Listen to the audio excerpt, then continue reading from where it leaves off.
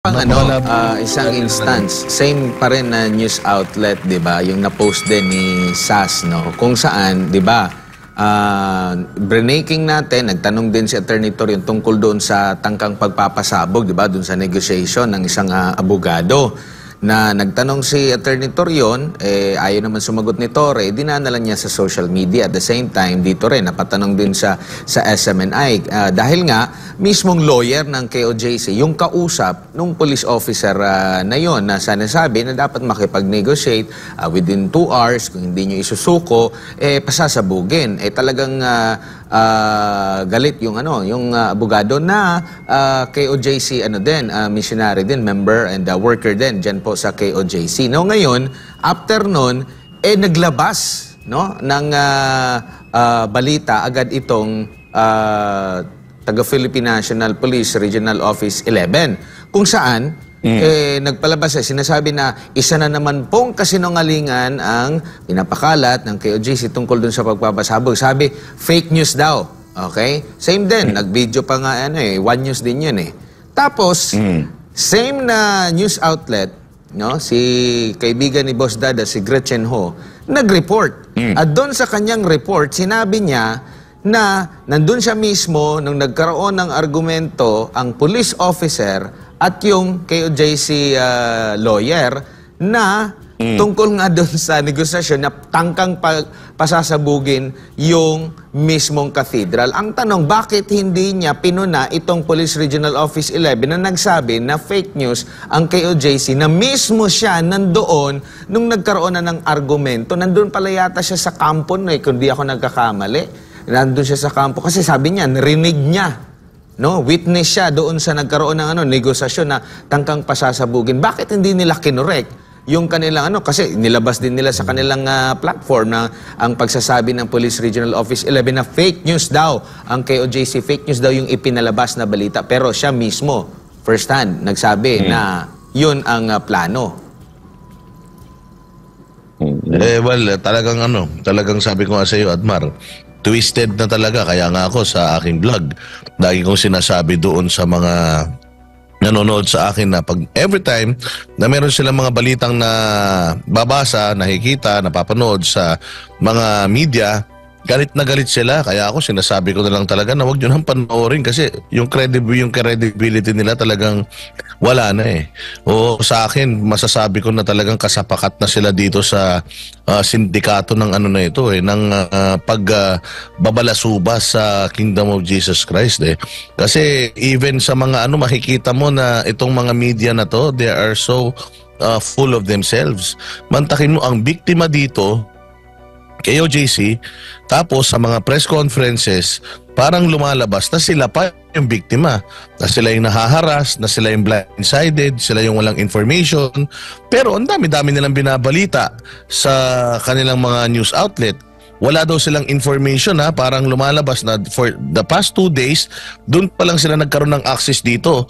Pero before nangyari yung kahapon na presscon, ang dami na nilang binabalita tungkol sa KOJC. So doon mo talaga malalaman na bias. Galit na galit sila na tinatawag sila na bias.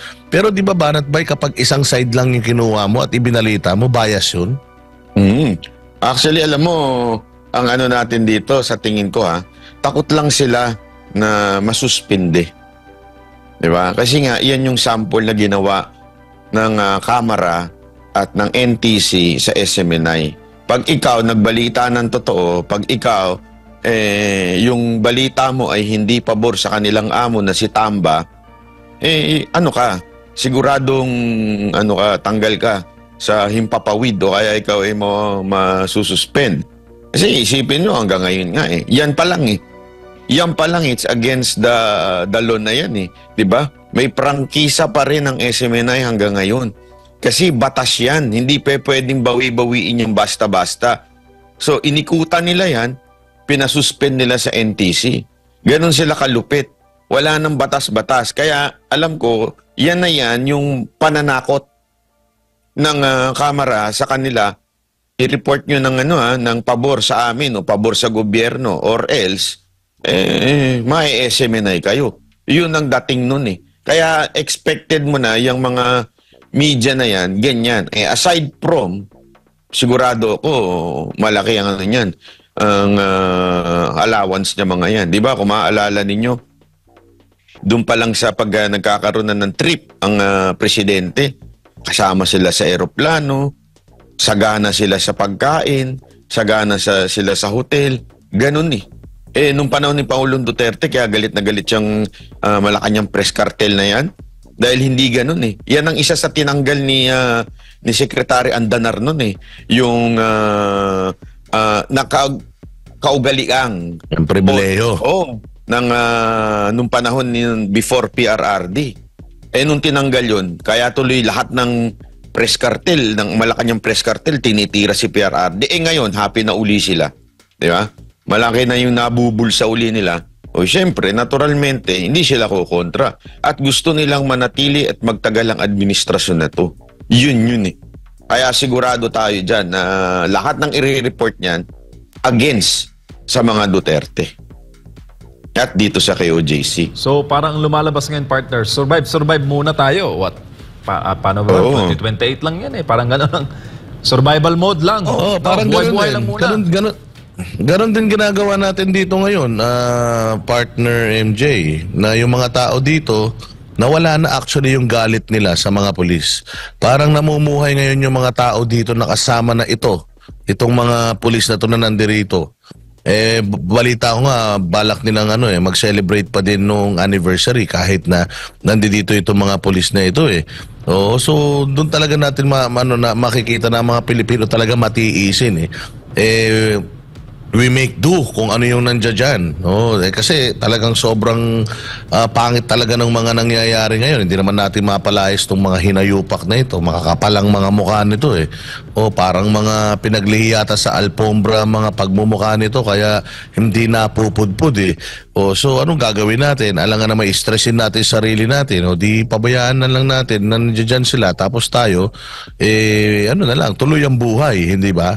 Okay lang yan, tuloy ang buhay. Sana wala lang planting of evidence, walang tanim bunker, yung mga, alam mo naman, yan yung kinakaba namin, mga tanim ebidensya.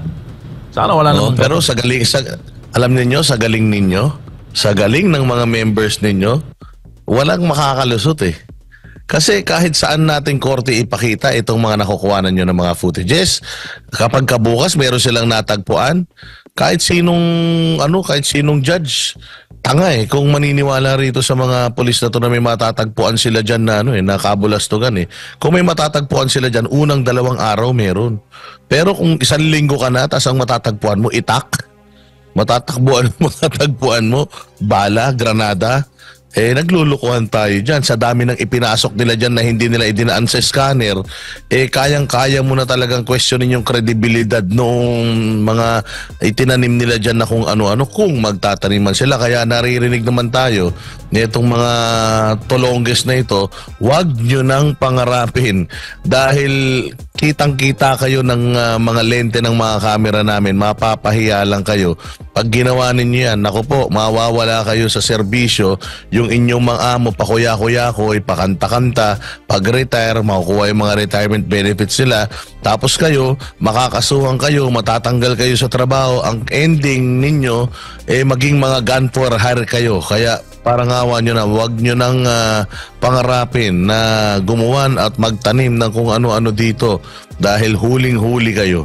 Oo. Tsaka yung mga police official, alam natin maraming mga matitino pa rin. Pero ito yung mga narinig natin, mga informasyon. Ito, sabi dito na after ng isang malalimang meeting daw, ay pagbaba ng opisyal, ang sabi, kawawa ang mga tao. Kumbaga, sa isip niya, after ng meeting, nandun yung niya. Pero yun nga, kailangan natin na merong manindigan. Kung alam ninyo na mali, kumbaga parang, alam ninyo na mali, pero ginawa nyo pa rin, hindi kayo nanindigan sa tama, hindi nyo ginawa kung ano yung tama, parang naging kasapakat or naging pa rin kayo niyan. Kasama kayo doon sa pag-o-oppress niyan or sa ginagawa ninyong mali. Dapat talaga, ako suggestion ko sa KOJC, bigyan nyo din ng karaoke yung mga pulis dyan. Para kumanta rin sila. 'di ba? Kanta sila ng habang kumakanta yung amo nila ng salamat. Siguro nagpapasalamat sa mga pagpapala, 'di ba? Kayo naman kumanta kayo ng All by Myself, 'di ba?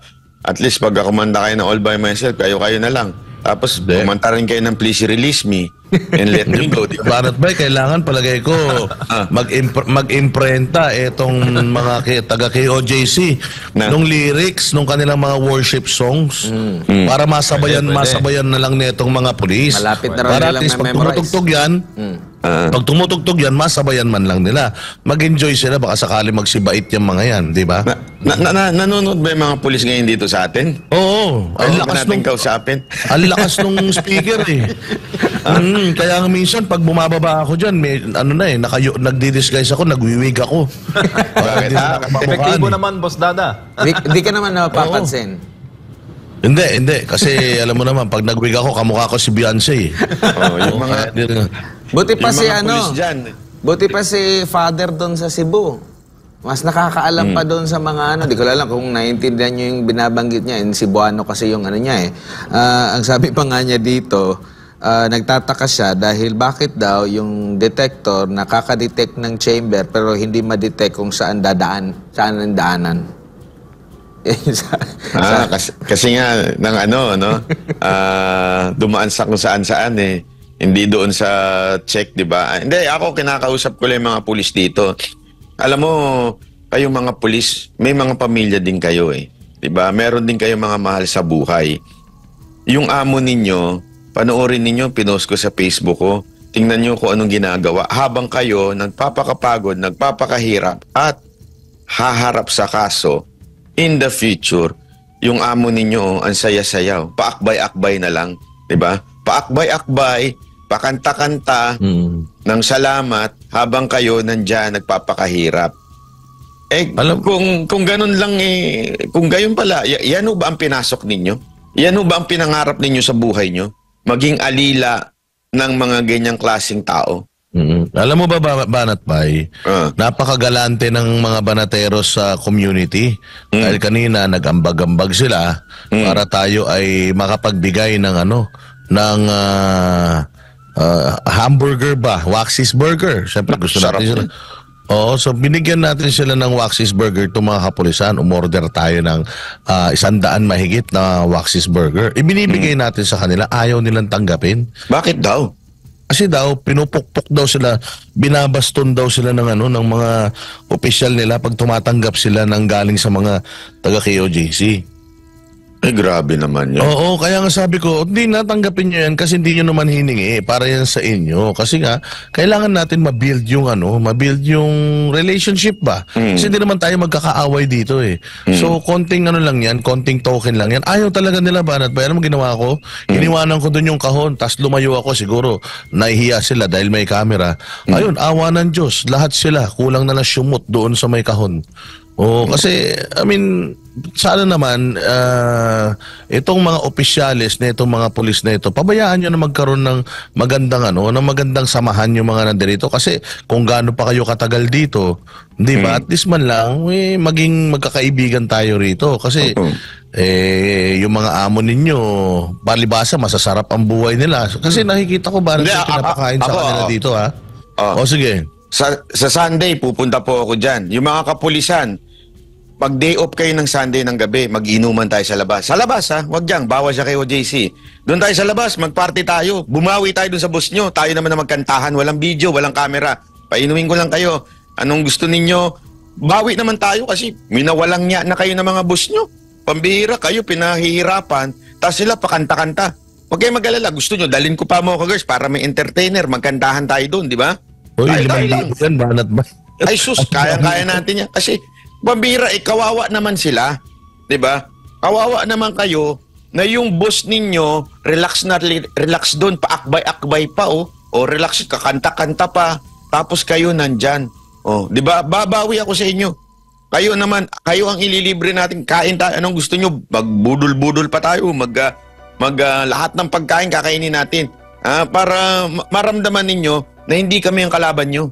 Ang tunay ninyong kalaban, yung mga boss ninyo na nang-aapi sa inyo. Yan ang tunay. Kasi hindi yan ang pinasok nyo. Ang dami kong kaibigang pulis. Napakarami ko pong kaibigan ng pulis. Buisit na buisit sa boss nila. nung nakikita yung ginagawa sa inyo. Marami kayong mga kabaro, mga tropa ninyo na naiinis sa mga boss ninyo dahil ginagago kayo. Maniwala kayo sa akin. Alam nyo yan sa loob ng mga puso ninyo. Naiinis sila dahil bakit kayo ginaganyan? Hindi kayo ginaganyan dapat eh. Hindi kayo pinahihirapan. Hindi nyo kami kalaban. Kami po'y kakampi ninyo. Hindi ho kami parte ng KOJC Hindi ho kami kaaanib nila. Pero hindi nyo ho kami kalaban. Sila nga eh. Kami nga dating bumanat sa kanila, tinanggap nila kami. Kaya kayo, tinatanggap din nila kayo. Sigurado yan. Nagkataon lang, sabi nga nila nag-meet lang kayo in a wrong time, in a wrong place. Di ba may mga ganyang kanta di ba? Na nag-meet lang kayo in a wrong time, in a wrong place. Pero yung mga taga kay OJC, mabubuting tao yan. Mabubuti yan. Sigurado, I'm assuring you, maaayos na mga... Kasi kung hindi maayos yan, nilaso na kayo niyan. Correct naman. Kung hindi maayos yan, patay na kayo lahat ngayon. Correct naman. Di ba? Di ba? Isipin nyo na mabuti yan. Nasa teritoryo nila kayo.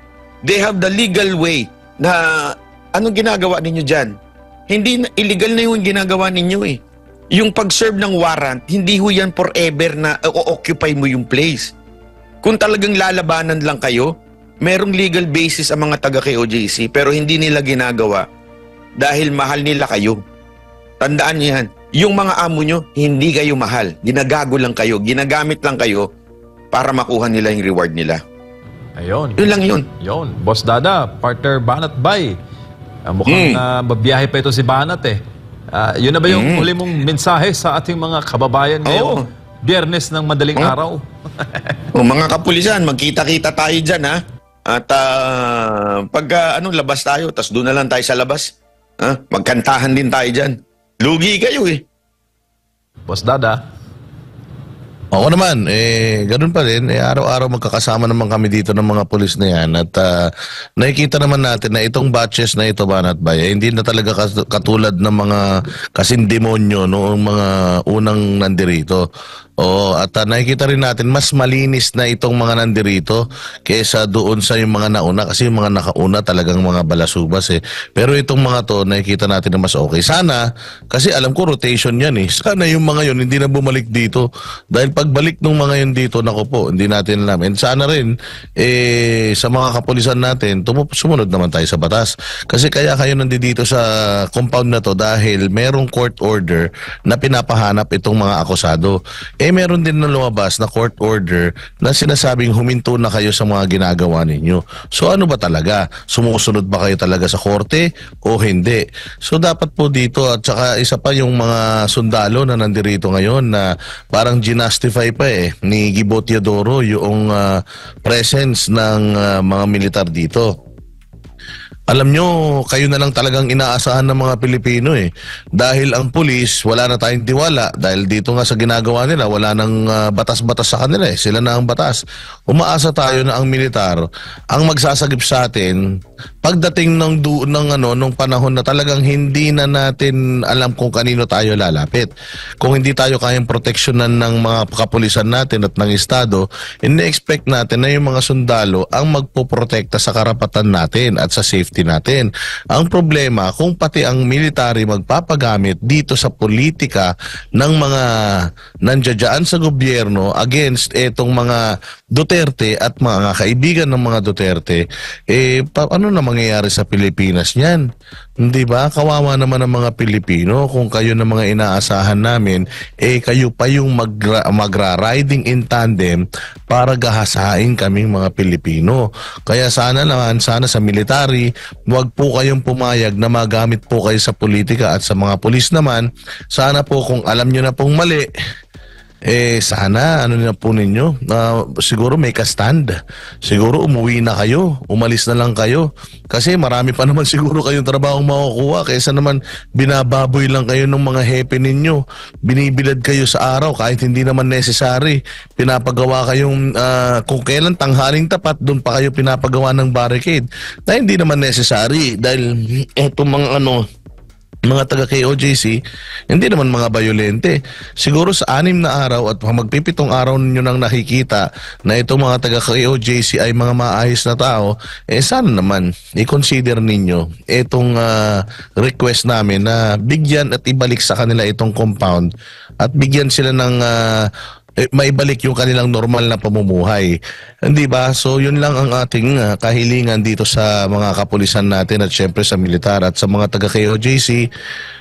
Bilib pa rin kami sa inyo dahil nakikita namin na unti-unti yung mood dito ay bumabalik na po sa normal. Parang na-embrace na din ng mga taga KOJC etong mood dito sa compound ngayon, na kahit na nandiyan dyan hostile yung ambience dahil nandiyan dyan yung mga police, nakikita natin na somewhat nakakapag-adjust na yung mga tao. So hopefully dadasal tayo sa Panginoon na sana magising sa katotohanan etong mga pulis na nandirito at yung mga opisyal nila, at ibalik na sila sa mga pamilya nila. Kawawa naman itong mga to, ang lalayo nila sa pamilya nila.